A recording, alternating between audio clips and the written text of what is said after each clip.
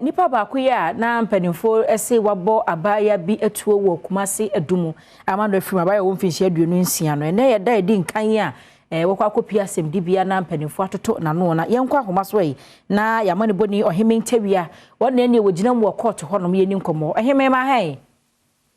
na na emprempre no ano surroundings to say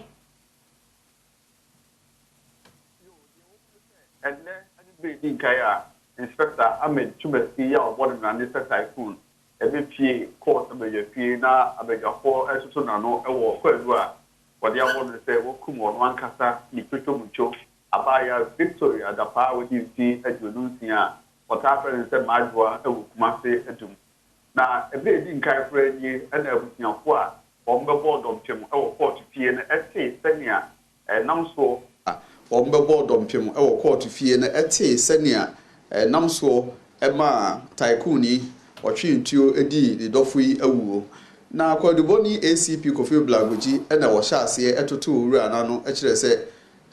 nda kakra nie bosome da etoso aduonu so no na aboba ese nwumre no nkron akobo meet aduonu mu e na Ahmed Chumesi ya oye inspector e wo Kumase Regional Police Headquarters SWAT afre awuraba ko se onkoja no na woni maadwoyi enkoye nsenkan kakra na tabantaw bi aba wontam no wonkosiesie na oso okoye no na Ahmed Chumesi eye no se awura maadwoyi ede ne ka 5000 Ghana cedis enti ontua sika no ma no se obetua ade se wontua mentime ho ase e course no na otwi etuo ya embre di nka kra ye tie ni se se tuo no pistol no eye aprosifo etuo a aban kasa aprosifo na de ama Inspector Ahmed Chumesi se won fandi ne djuma se inspector wode ebo ne tuo bebre ne tuo no wo ne yefunu mu na afi ne koko apresi force multiple times like say do so yi papa odi awuo no wie no na odwane ye eno nti awura maadwoa de wofa na kobo apresi fo amane se wode abaya no konfanache abaya asabia no so kodu ho no na doctor fo ebo akire se wato na nanmo ewansie do no kredie ebra kwaduboni ekenkai saa no disemu ya wo kai no na abusuafo mo court ebeya fi ho no ehya ase ewro ni suo ya wo su wa ya na nya asim kuma eno achi na court no ebisa ye wura Ahmed Chumesi se ede no wo eka fa asem ho na wo beka se wan shada se wo kuma no ankasa ne dofo na de si ye de onyankopon ene wo ne maadwoa no entem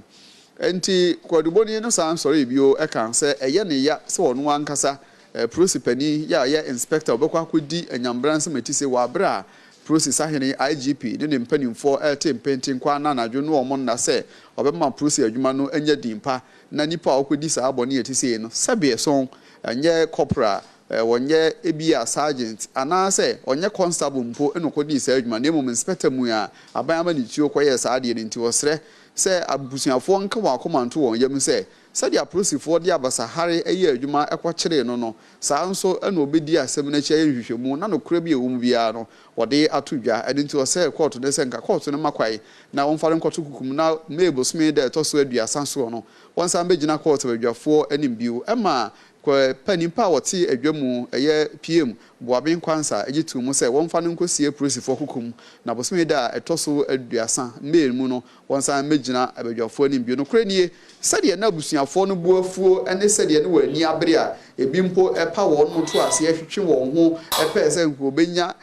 ye inspector Ahmed Chumesi aboro no so ma wonya kwai de anka de besi enye nanso aprosifo ema won ho ye hare de shame bi kosi court dan kwa ba kon no na obi ani da ho nipa na ni ba o mu so ane se ka no tu ayekwa o mu de amika di akiri enti na die obisa na de si ye e wo court fie no no